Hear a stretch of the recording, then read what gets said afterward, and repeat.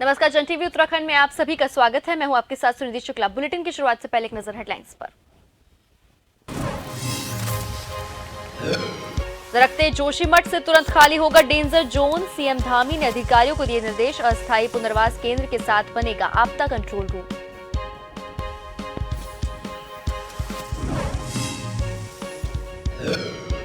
कांग्रेस नेता जयेंद्र रमोला, गरिमा दसोनी, अभिनव थापर पर मुकदमा। मंत्री प्रेमचंद अग्रवाल ने बेटे का ने किया केस। कहा झूठे आरोप में छवि की खराब।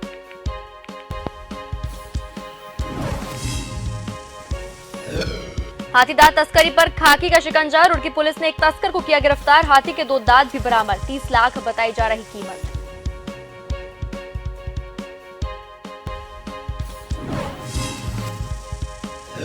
उत्तराखंड की उपलब्धियों में जुड़े 4 चांद। देश के टॉप 3 थानों में शामिल हुआ बनबसा। सीएम पुष्कर सिंह धामी ने ट्वीट कर जताई खुशी।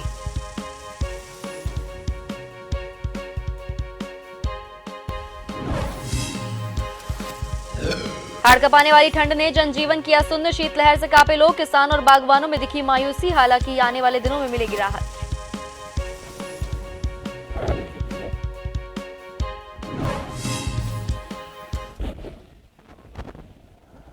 अब खबरें विस्तार से। उत्तराखंड के शहर जोशीमठ की दीवारें दरक रही हैं, जमीन धंस रही है। बद्रीनाथ धाम से महज 50 किलोमीटर दूर जोशीमठ में हैरान करने वाला मंजर है। इसको लेकर मुख्यमंत्री पुष्कर सिंह धामी ने उच्च स्तरीय बैठक बुलाई, जिसमें अधिकारियों को निर्देश दिए गए कि सीएम ने कहा कि तुरंत डेंजर जोन को खाली करवाया जाए और आपदा कंट्रोल रूम एक्टिवेट किया जाए। सुरक्षित स्थान पर एक बड़ा अस्थायी पुनर्वास केंद्र बनाया जाए। इसके साथ ही जोशीमठ में सेक्टर और जोनल वार योजना बनाई जाए। सीएम के निर्देशों के बाद अधिकारी आगे की प्रोसेसिंग में जुट गए हैं।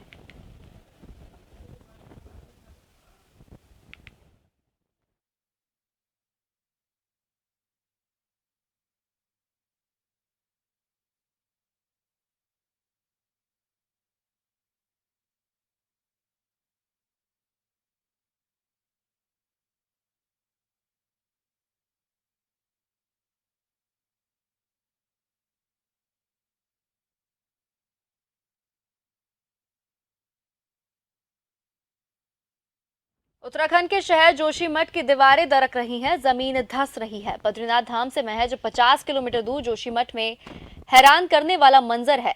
इसको लेकर आज मुख्यमंत्री पुष्कर सिंह धामी ने उच्च स्तरीय बैठक बुलाई, जिसमें अधिकारियों को निर्देश दिए गए।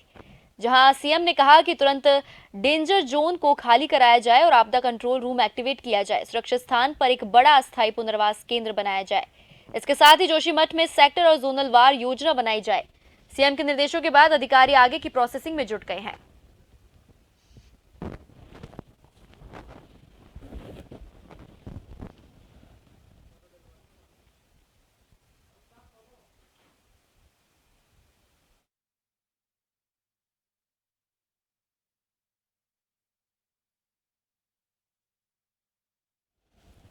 और इस खबर पर अधिक बातचीत के लिए मेरे साथ फोन लाइन पर जुड़ चुके हैं हमारे bureau chief SN Pant. SN Pant, आज सीएम धामी ने धंसते जोशीमठ पर एक बैठक बुलाई थी, जहां उन्होंने अधिकारियों को निर्देश दिए हैं कि बहुत ही जल्द जोशीमठ के लिए डेंजर जोन को खाली कराया जाएगा और आपदा कंट्रोल रूम एक्टिवेट किया जाएगा।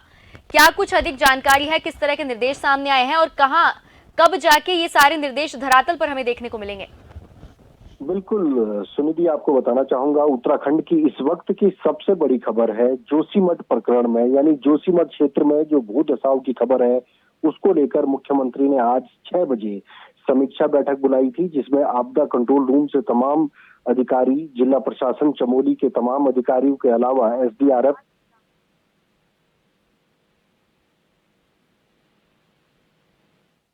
जिस तरीके से तमाम अधिकारियों को अपने साथ जोड़ा था और उन अधिकारियों को उचित दिशा निर्देश आज मुख्यमंत्री पुष्कर सिंह धामी ने बकायदा समीक्षा बैठक में दिए हैं, जिसमें सबसे बड़ा निर्देश दिया है कि सबसे पहले अस्थायी पुनर्वास केंद्र उत्तराखंड के जोशीमठ में बनाया जाए, ताकि जिन परिवारों में दरार पड़ी है, जिन घर के लोग परेशान हैं, जहां पर पानी निकल रहा है, ऐसे लोग सबसे पहले पुनर्वास केंद्रों में जाकर के शरण लेंगे। उनका साजो सामान वहां पर पहुंचाया जाएगा, प्रशासन के अधिकारी उनकी मदद करेंगे।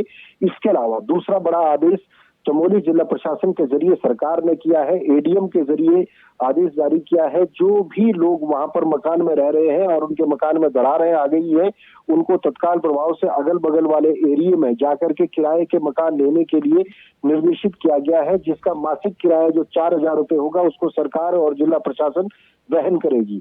मुख्यमंत्री ने ये भी कहा है कि सबसे पहले जान माल का नुकसान होने से बचाना है, लोगों को सुरक्षित स्थान पर पहुंचाना है, उसके बाद वहां के पुनर्वास के लिए क्या काम हो सकते हैं, इसके लिए भूगर्भीय सर्वेक्षण हो रहा है, तमाम वैज्ञानिकों की टीम पहुंची हुई है।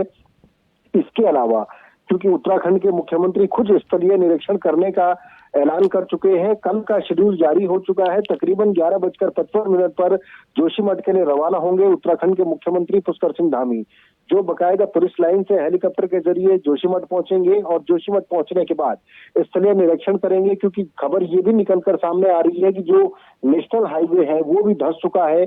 जिस तरीके से सारे लोगों के घरों में दरारें पड़ चुकी हैं, ज्योतिर्मठ के मंदिर के जो ऊपरी वाले हिस्से में वहां पर भी दरार पड़ चुकी है। ऐसे में साधु संत अखाड़ा परिषद भी वहां पर प्रतिनिधित्व मंडल को भेज रहा है। तो सरकार के सामने सबसे बड़ी चुनौती है लोगों को सुरक्षित स्थान पर पहुंचाने के बाद मुकम्मल इंतजाम वहां पर किया जाए।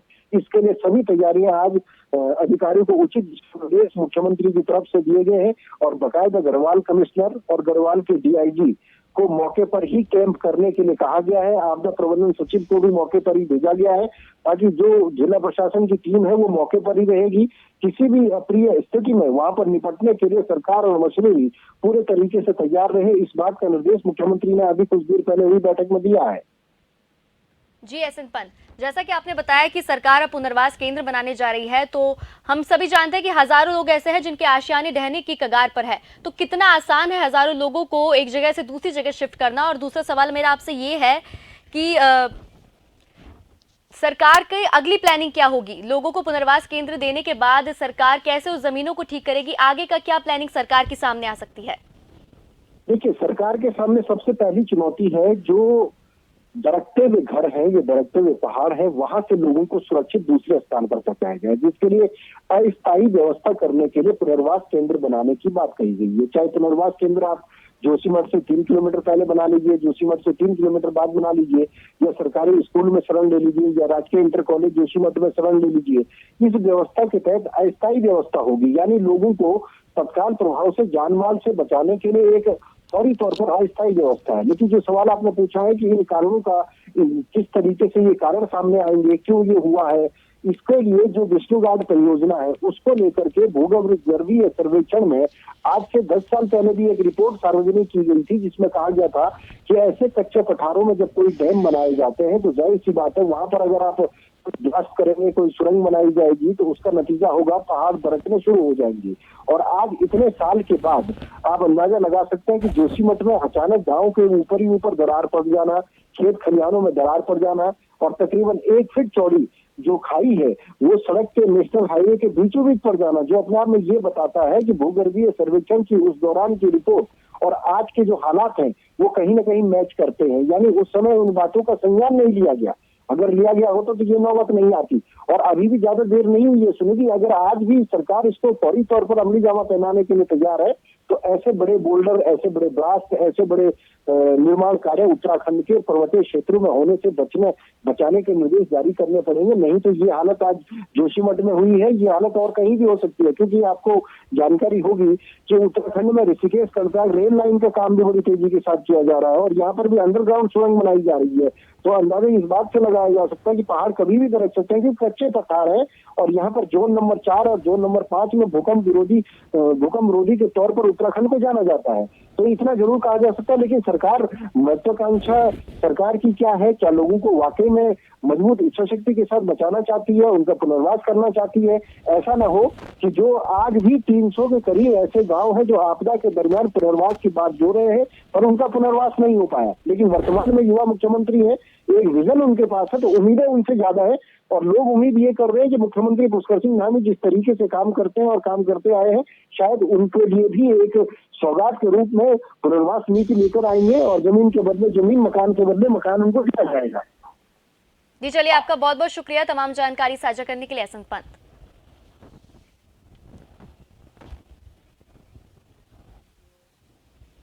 जोशीमठ में हो रहे भूधसाव के लिए उत्तराखंड कांग्रेस के अध्यक्ष करण माहरा ने सरकार को जिम्मेदार माना है। उन्होंने कहा कि 1976 से यह आशंका जताई जा रही थी, लेकिन इसके बावजूद एनटीपीसी ने बड़े स्तर पर निर्माण कार्य किए, लेकिन सरकार ने अपनी जिम्मेदारी का निर्वहन नहीं किया।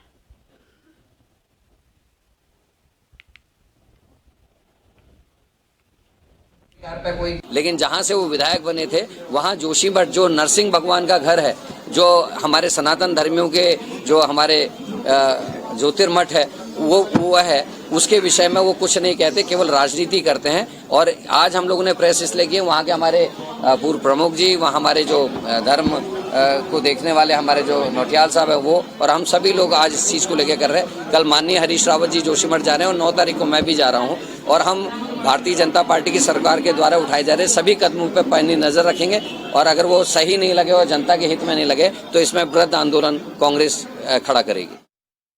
कैबिनेट मंत्री प्रेमचंद अग्रवाल के बेटे पीयूष अग्रवाल ने कांग्रेस नेता जयेंद्र रमोला, गरिमा दसोनी और अभिनव थापर के खिलाफ शहर कोतवाली में मुकदमा दर्ज कराया है।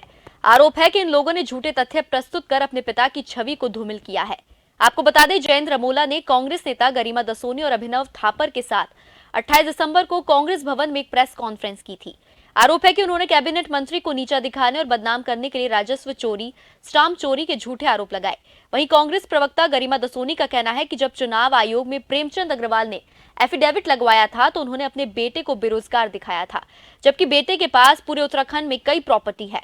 कोर्ट में मामला जाएगा तो दूध का दूध और पानी का पानी हो जाएगा।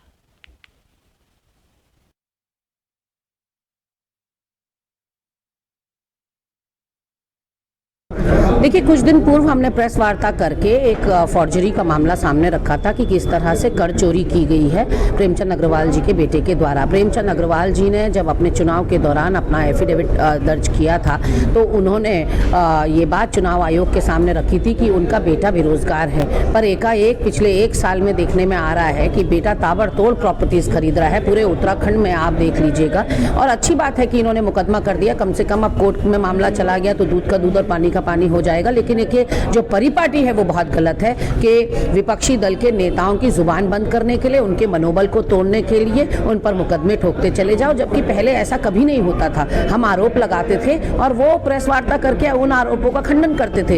यदि आपके पास भी कोई प्रमाण, साक्ष्य और सबूत थे, जैसे हमने प्रेस के सामने रखे थे आपके खिलाफ, तो आप भी हमारी बातों का खंडन मीडिया के सामने। इसी के साथ बुलेटिन में वक्त चला एक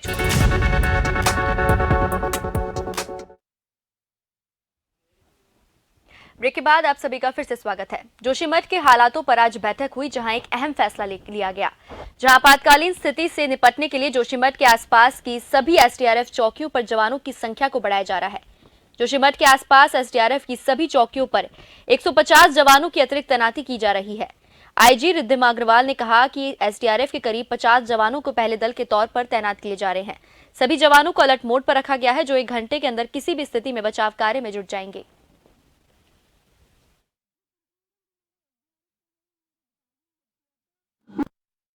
देखिए, जोशीमठ प्रॉपर में जो एसडीआरएफ की टीम है, जो पोस्ट है, उसको हमने स्ट्रेंथन कर दिया है।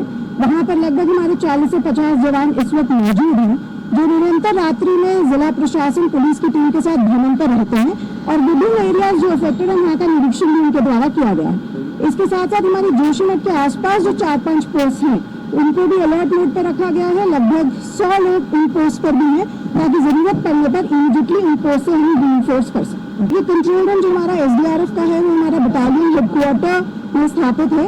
हमारी पूरी बटालियन हेडक्वार्टर में भी जवानों को अलर्ट मोड पर कर दिया गया है, कभी भी जरूरत पड़ती है इमीडिएट कॉल पे अवेलेबल रहेगी।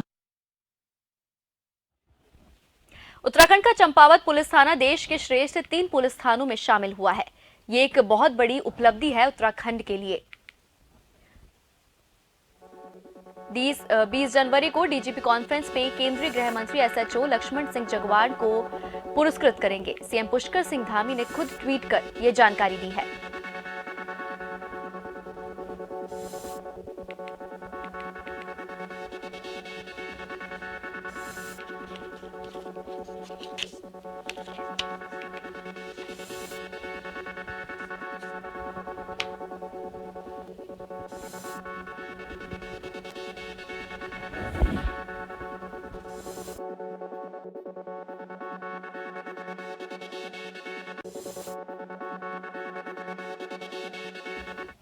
उत्तराखंड के रुड़की पुलिस ने हाथी के 2 दांतों समेत तस्कर को गिरफ्तार किया है। दांतों की अंतर्राष्ट्रीय कीमत 30 लाख रुपए बताई जा रही है, जबकि दांतों का कुल वजन 760 ग्राम बताया जा रहा है। आपको बता दें कि तस्कर प्रतिबंधित वन्य जीव जंतु की तस्करी कर रहे थे। इसी दौरान एसटीएफ और कलियर पुलिस ने तस्कर को गिरफ्तार कर लिया। तस्कर यूपी के शाहजहांपुरा का रहने वाला बताया जा रहा है। मामला कलियर थाना इलाके की अजमेरी तिराहे का है।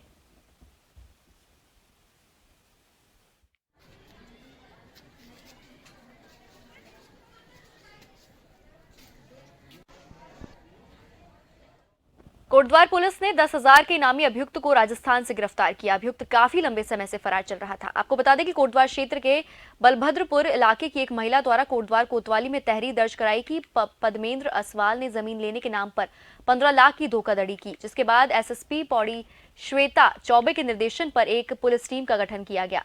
गठित टीम द्वारा ठोस सुरागरसी कर अभियुक्त को सर्विलांस की मदद से राजस्थान से गिरफ्तार किया। इस दौरान एसएसपी पौड़ी ने बताया कि अभियुक्त ने एक साल में लगभग 1 करोड़ की धोखाधड़ी कर चुका है।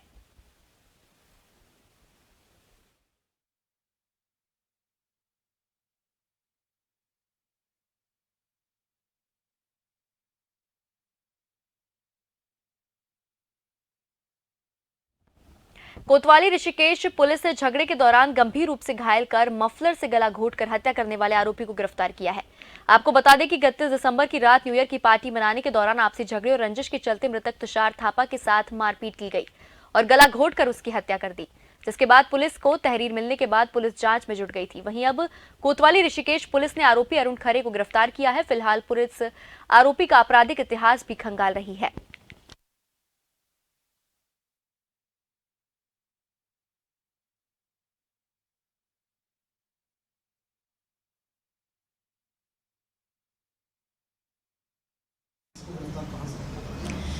देखिए, ये हमारे वहाँ 4 तारीख को कोतवाली ऋषिकेश में मुकदमा पंजीकृत हुआ था 302 में। और इसमें जो मृतक है जिसका नाम तुषार थापा है, ये करीबन 20 साल की इसकी एज है। और ये बताया गया बाद में कि ये और इसका एक दोस्त जिसका नाम तरुण खरे और जो अभियुक्त भी है, ये लोग 31 तारीख को न्यू ईयर पार्टी में गए थे और वहीं पर इनका कुछ वाद विवाद हुआ, मतलब पार्टी के बाद वाद विवाद हुआ। और उसी क्रम में गुस्से में आकर इस अभियुक्त ने उसका गला घोंट दिया था। तरुण खरे ने उसका मृतक का गला घोंट दिया और उसकी बॉडी वहीं पड़ी थी। चूँकि फिर इसका जब पोस्टमार्टम करवाया गया और जब इसमें ये आया निष्कर्ष निकल के, तो इसमें इसकी फिर तत्काल इसमें सर्विलांस से चेक वगैरह भी किया गया और इसकी जानकारी भी की गई। उसके बाद इसकी अरेस्टिंग की गई। कल इसकी अरेस्टिंग की गई है बस अड्डा ऋषिकेश से और इसको आज न्यायालय में हम पेश कर रहे हैं। उत्तराखंड में सीमांत गांवों को बॉर्डर टूरिज्म के जरिए आबाद किया जाएगा। इसके लिए इनर लाइन परमिट भी छूट दी जाएगी। इसके लिए उत्तराखंड सरकार ने कदम आगे बढ़ा दिए हैं। इसी को लेकर राज्य की ओर से राष्ट्रीय सुरक्षा परिषद के सचिवालय में योजना का विवरण पेश किया गया है। केंद्र से हरी झंडी मिलने के बाद मुख्यमंत्री पुष्कर सिंह धामी ने निर्देश जारी किए हैं, जिसके तहत ग्राम्य विकास एवं पलायन निवारण आयोग को योजना का खाका तैयार किया जा रहा है।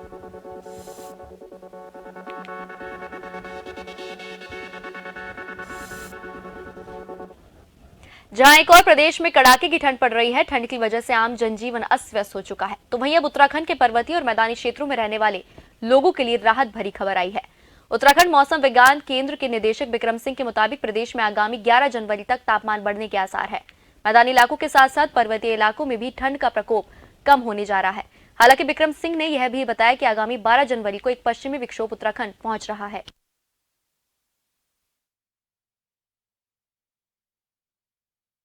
बिल्कुल, देखिए उत्तराखंड के लिए अगर मौसम की बात करें तो आज आपकी जो है 6 तारीख हो गई है जनवरी की। तो आज से आगे आप देखेंगे जो 4 से 5 दिन का समय है, करीब 10 तारीख तक या 11 तारीख तक कह लीजिए, तो जो तापमान है वो बढ़ने वाले हैं। वेदर की कोई एक्टिविटी विशेष कुछ भी नहीं है।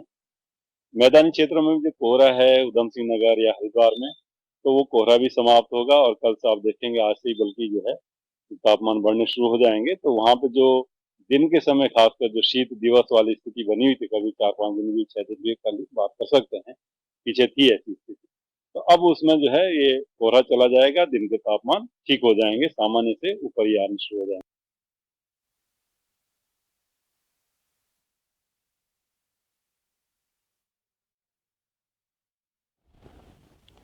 राज्य के विपक्षी दलों और जन संगठनों की ओर से शिष्टमंडल ने जिलाधिकारी सोनिका को ज्ञापन सौंपा है।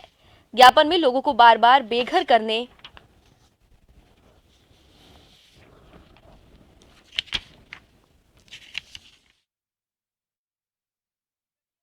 के वन भूलपुरा में बन रहे हालात का विरोध जताया गया।